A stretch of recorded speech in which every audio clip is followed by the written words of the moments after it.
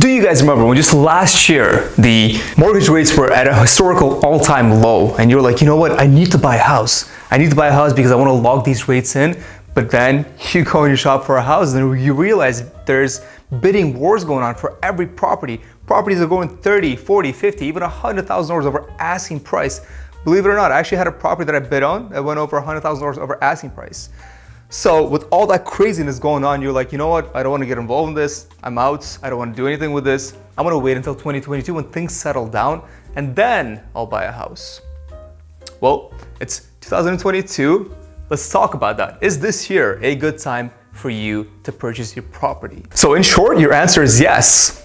But also in short, your answer is no. You're like, dude, what are you saying? I came to this video to get an answer, not be more confused. Well, let me tell you why it is a yes and a no. I'm gonna give you two scenarios. Scenario number one, let's say that you're a type of person that's living with a parent, an aunt, an uncle, grandparent, whoever, and you're paying no rent at all, if you can wait. Or even if you don't pay that much in rent, you're paying rent, but it's comfortable enough for you to not have to buy a house right now. If you're that person, I would suggest waiting until the middle to the end of next year because you're gonna have a lot more inventory available in the market by then. Now, we all know with more inventory in the market, you get a lot more say in the price of the house. You can actually bid it down to bidding it up because there's not gonna be that much demand for these properties now. With more inventory, you get a higher chance of finding a better suitable home for you than with not that much inventory, right?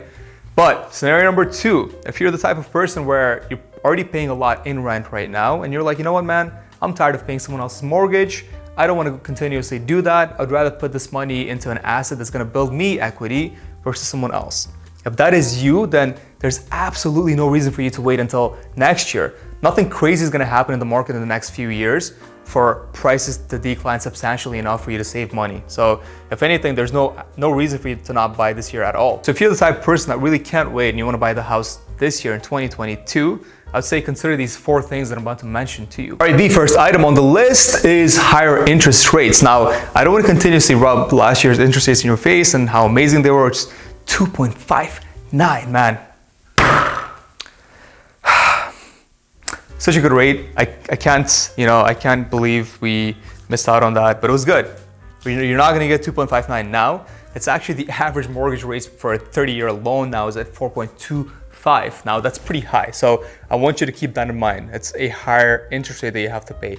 Now, the other thing that people don't realize is that with a higher interest rate, you're gonna be approved for a lesser amount on the loan. There was an article by CNBC stating that with this current increase in interest rates, borrowers are likely to see about a decrease in the loan amount of about $49,000, meaning that what you approved last year versus this year is going to be a difference of about $49,000. Now, that doesn't mean they're not going to be approved. Again, it just means that you're going to be approved for less. The second item on the list is competition. Now, we all thought this year there's going to be a lot less competition. Well, that's not the case. I don't want to lie to you, sit here and be like, you know what, man, there's not going to be that much competition this year. That's why I told you, if you can't wait until next year, I think there's going to be less competition next year, lesser than now. Still going to be competition. But the reality of it is that today, your competition is not going to be just statewide. It's not like you're buying a home in the state of Washington and your competition is only going to be people from Washington. Right now, our competition is nationwide because of teleworking, right? It's becoming such a common thing. I could be working in the state of Virginia and buy a house in North Carolina because I don't have to go to the office. I want to go live by the beach. So understand that your competition is going to be nationwide. There's going to be people from everywhere that's going to be competing for the same property that you're going to be competing at. So be okay with that.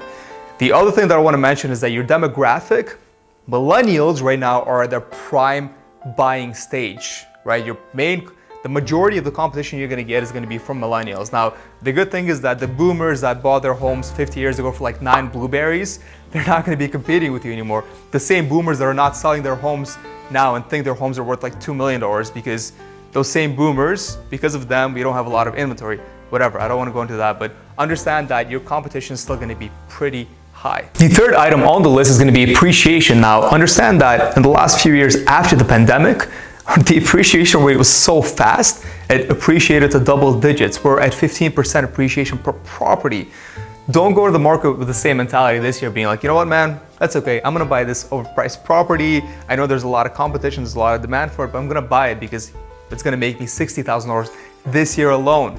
It's not that same story this year. Understand that it's gonna still appreciate, but we're actually gonna see a decline in home appreciation. It's gonna decline and cap at about 8% this year. So no longer double digits. It's not the same beautiful unicorns and rainbows like we had last year, but it's still gonna be pretty good because 8% is still higher than what we had prior to the pandemic, right? We're averaging appreciation at about 3 to 5%.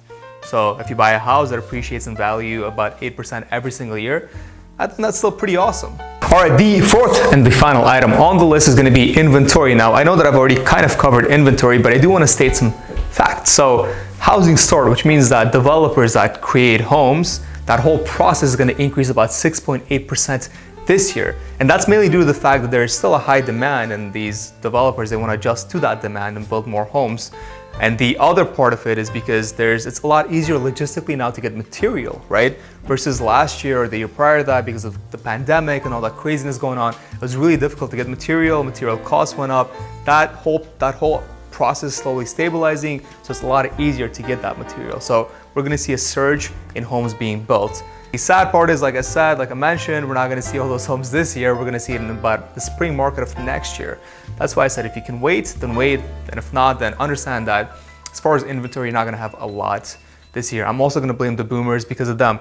Why do you guys all think your homes are worth $3 million?